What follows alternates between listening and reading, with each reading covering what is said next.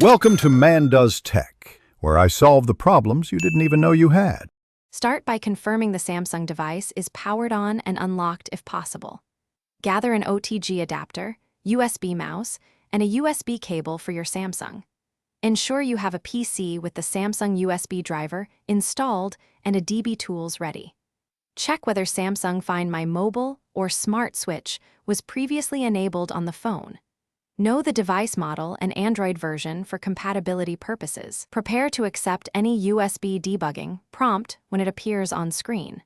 If the screen is completely unresponsive, use alternate methods described next. Connect OTG adapter to the phone and plug in a USB mouse firmly. Swipe, tap, or use the mouse to unlock the device and open settings quickly. In Settings, navigate to About Phone, then Software Information, then tap Build number 7 times. Return to Settings main menu and open Developer Options to enable USB debugging toggle.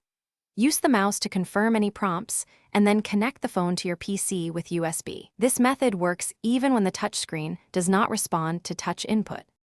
If OTG is unavailable, use a DB with a custom recovery like TWRP to access storage. Boot into recovery by using hardware keys for your Samsung model. Timing is critical. From recovery, enable MTP or use a DB sideload and run a DB devices to verify connection. Once connected, grant authorization using the mouse or accept the prompt if visible on screen. As an alternative, use Samsung Find My Mobile to unlock and enable remote control.